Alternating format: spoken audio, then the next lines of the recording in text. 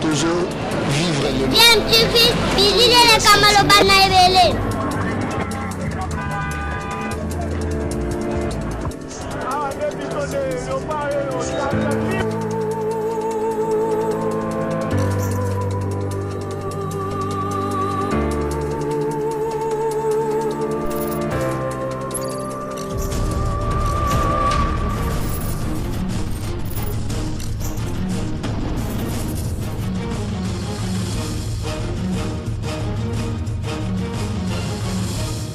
DMTV toujours en avant. Ya DMTV mbote nabino esengo eza toujours na ngambo na biso po toyebike boza ebele oboza kolanda chaîne YouTube nabino DMTV oyo ememelaka bino actualité mais tosalaka bino pe ba analyse na ba réflexion sur ba sujet d'actualité boyebi kaka na République démocratique du Congo makambo ezangaka te tolongi tobeta mwa lisolo moko nabino to échanger moi à moke sur yango mais avant boyebi kaka na DMTV devoir wana tomi pesa tokotika te surtout parce que professeur docteur Jean-Jacques Mouyembe a rappelé biso que maladie wana neti kaka deuxième vague ezolinge quoi à na Congo alors tout continuer à respecter les mesures barrières s'il vous plaît au moins chaque police à la mouki général Sylvano Kasonga la musaki sous police pour que ba koka kosala musala wana ya ko kanga batu soki ba respecter mesures barrières te po biso sengara mo fimbu pototo ça donc koto sango pezaka na intérêt na biso mi batela po batela pe famille na yo parce que la prévention reste notre meilleure arme face à cette maladie. Mark House donc instrumentiste mo ya makasi bazala rapena ya ko compter neti ba papi kakol ba sege mignon maniata ou ba défendre ba mouvement la bango na ndenge ya ko sakanate nous le connaissons en tout cas atalaka Mark House ya la zala niveau ti aswana kaneti na ba sankara père moko pe la mystique a formé so ko kapete c'est-à-dire que soldat ya makasi ya ferego la Jésus de nuance moto a défendre ka pena makasi mais na parcours na ye to ebike alekaka epa ya grand musicien ya moka oyo musicien oyo aza un très grand chanteur pe un très grand auteur compositeur je pense que côté composition patron à Mark House a poussani na nous pembeni ya grand musicien wana te mais na ba masolo toujours tanga solo la ka moi moke parcours na ndenga tambola air moko mo ba propos na sa parentaka netika kana mo ba crête moko par rapport à ancien patron na Redi Amisi bon loin de nous hein l'idée il y a ko ça la polémique hein par rapport na yango to ko tikala na niveau ya analyse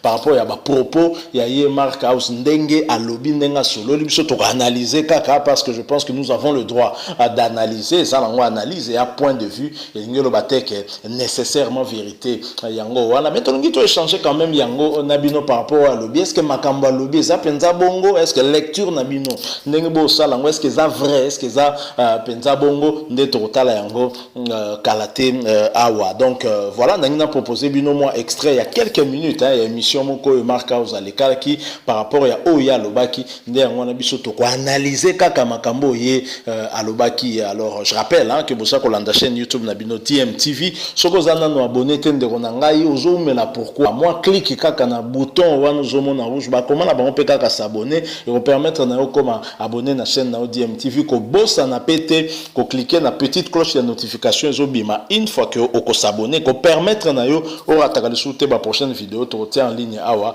pour na yo alors suivons cet extrait avec Mark House Soldat Makasi ya Ferregola et nous nous retrouvons tout de suite après.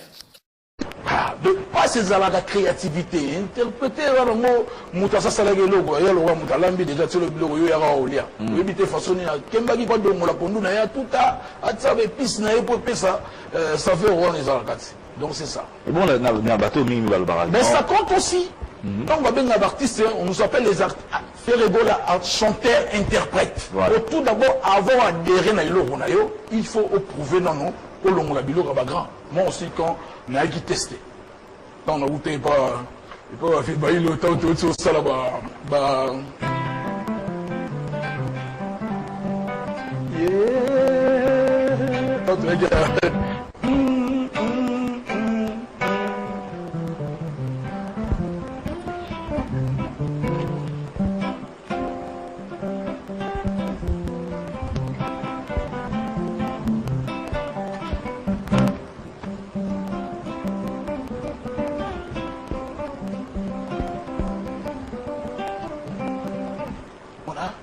destinateur de Routagi. Donc, et c'est Nagi, on a dit, et c'est un gamin qui s'est bêta, na compteur à zéro. Mais avant tout, il y a tout bêta, compteur à zéro, il y a une bas. Profitez de ce prix.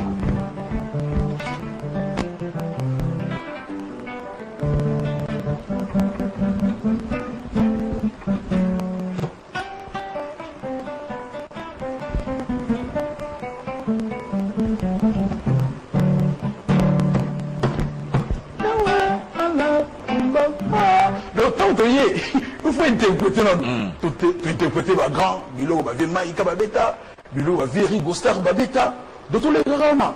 Dans mon soye na.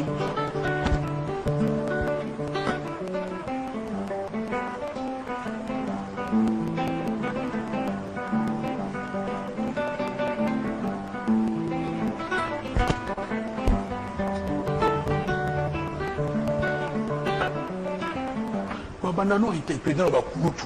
Batali et mon les gens là Bakulutu les gars bon c'est là la facilité c'est difficile. Et pour ce gros bah ils vont démontrer des pétons que yaki na ba biso na okuta ba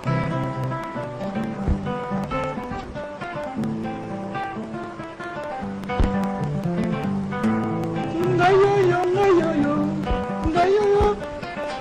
to kutela mo to kuti ba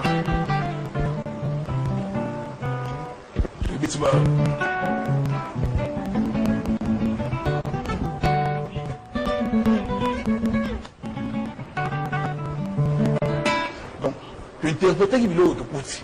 Après ce que tu as dit, il y a un moment où tu es sur la banzela na biso. Donc, tu es dans la biso donc c'est-à-dire que il va comment le baguette donc bon les lots comment bêta ma moro et commissaire dans moi dimanche. Est-ce que il y a un moment là au commis pendant la soukango il y a musique yango. Non non comme na soukati. Musique est si la raté. Musique tant on doit soit fort.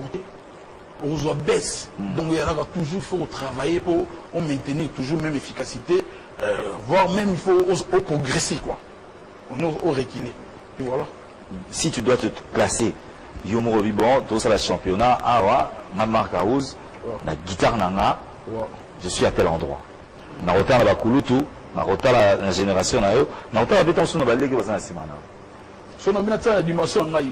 Bon, sans faire de polémique, bien sûr, sans faire de polémique. Sans faire de polémique, oui. Si nous sommes à la télé 50, donc toujours garder bande de la télé 50, c'est pour ceux qui sont là, bande, on a hélicoptère, il y a une guitare. Donc on a gardé bande. Bon, Bongo.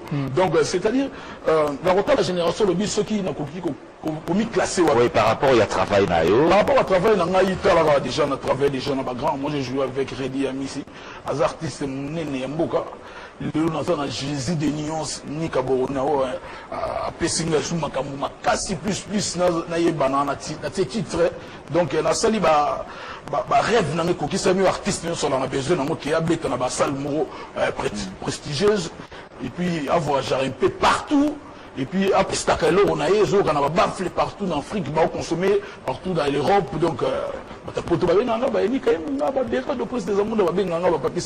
chef de file, à travers piston. Donc, on a commis classé. Tout d'abord, on a sa génération, Oyo, na ratara décollage au Bima. Je sais que c'est au rattraping.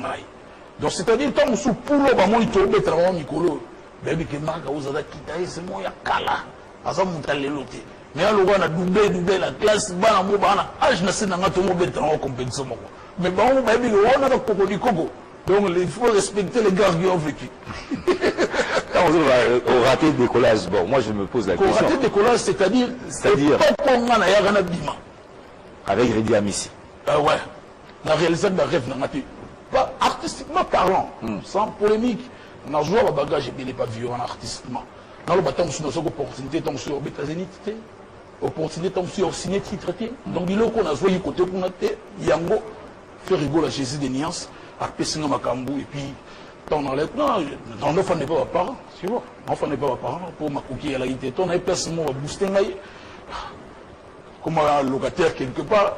Et on monte côté moi bad baso mama belé mingi kuna simengo po ngabena lo na sima kuna na tana tono yara grâce à Ferrego là, je suis devenu sur mon boss qui est na tsaga na mabondeli pour na tsaga pena 3e position. Nzambe ya liboso, mi balé ba parents na 3e pena donc ye.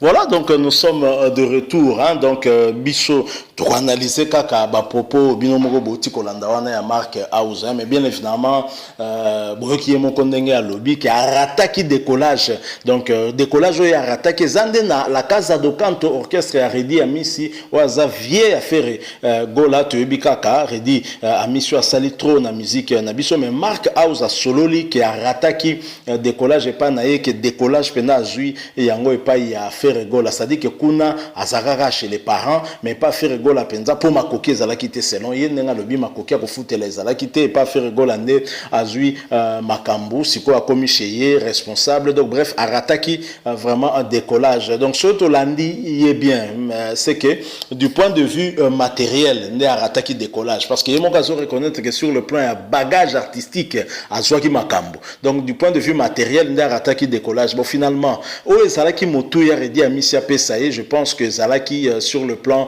Yamusala, Zalaki non sur le plan financier, to matériel, Zalaki sur le plan Yamusala, pour Bango Baza, Batu Aliboso, Bayaki, Kosala orchestre Wanana, Redi Amisi, Pe Zalaki Kotambola Ndenge, Zalaki Nango Pe Kotambola. Mais c'est vrai que na ba vitesse Yamakambu, ya Balawenge, o ba fait rigola Bayaki Nango, et celle qui ba vitesse Ndenge Kendaki, et puis Mark House pas s'imposa qui orchestre Wanana fait, ba concours, il y a ba circonstances, et ça peut-être que sur le plan matériel, à se retrouver un peu plus. Et d'ailleurs, pas y a Redi Azalaki un peu effacé, Azalaki mutu yaba makele ndenge to bien les loté, Azalaki mutu yaba mbangate ndenge to zomo na lelo. Donc Azalaki mutu moko un peu réservé, un peu plus discipliné, mais tant que comme pas faire et tout monde qui a commis penza porte-parole, a commis pendant na charisme, a commis na allure moko boye ba position le rôle ya ba sankara d'écoute à défendre orchestre naï. Alors popo ya bongo ndenga lobby, est-ce que soki Redi Amisi avandi azolanda est-ce que Redi Amisi a sepela na maloba ya bongo, est-ce que même faire gola ye moko tanga zolanda Mark House a sepela peut-être parce que ils ont un avantage les gens la lokumu na ye, mais est-ce qu'a komi tout naté soki lobby Mark House oyo alongwe pa nanga, est-ce qu'a yana ba même propos ya genre te que étant na zake pas faire gola na sombaka ndaku ba côté ya ba aéroport kuna sima aéroport, mais na orchestre na zalelo na payer pendant la centre ville awa, donc awa nde makambo, donc ba mission na biso bazara toujours bongo, moi manque ya respect côté ba utaka et ça la kabongo. Je pense que Mark House aspect mon razobo c'est que tant que pas Redi a zappé un peu plus jeune, donc na moi jeunesse wana ezali kaka na étape ya vie au sauter mbala moko to komi peka na ndako na yo kende na peka par étape azalaki nanu na cheminement ya makambo normal ndeni sala maka okena étape par étape tina ndenge pe ki kote pa ya ni kaboroni na monsieur le chanteur Ferrego la pour y peka domaine ya ngwana ezali chant, donc koloba ndenge lobby bongo ezango bien ou encensé Ferrego là au commissaire, mais solo lineti moi qui to côté par rapport à Redi Amisi Azaki patron ya kala. Je pense que sur le plan artistique, hein, parce que y a ngonde zo sala o lelo poko basculer pe na fiesta au beta kabao dembawana, et je crois que apport ya Redi Amisi par rapport à orchestre ndenge zala ki na ba rigueur na sur le plan artistique de permettre na lelo za la même directeur artistique en orchestre ya Ferrego la, mais ko solo la moi mukendo solo libongo ebimi neti kaka moi muke genre, hein, parce que trop souvent toro kaka mingi kaka kokumi sur orchestre aux alelo, sauf que orchestre outa za Redi Amisi zo sala ganeti bien tepo mutoko Redi Amisi, je ne crois pas qu'azala kana polémique na quelqu'un lokola la faire gola ndenge toyebeli. Donc voilà, moi les solo tonga to beta na bino lelo ko échanger moi muke kaka par rapport ya ba propos ya yemoko Mark House, hein, donc biso toki en dehors ya makambo yemoko alobite toki ndenge yemoko alobi po ala kisaka akina retard ya ko décoller, retard ko zo makambo eza lokola mutu moko a double ba chika ko motanga na bana mike, mais bana mike na ba bika na âge o mbiaka, mais ye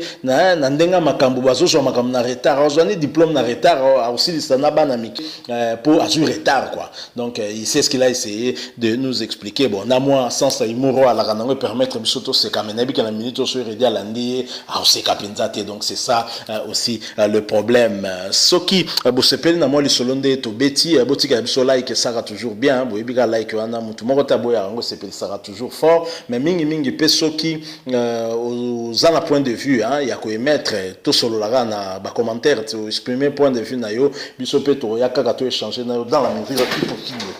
dans la mesure du possible. Hein. Même mingi peut s'abonner à la chaîne na yo oyo. Une fois qu'on s'abonne, cloche mon quoi notification quoi apparaître. Hein. Ou cliquer pe kaka dessus et qu'on permettre na yo aura tagalisuté ma prochaine vidéo to tia en ligne pour na yo. Vraiment to komi nasuka to espérer que kuta nabino hein, très prochainement avec un autre sujet d'actualité. Sogintamba Télébiso bien sûr. En attendant, portez-vous bien hein, et DMTV vous dit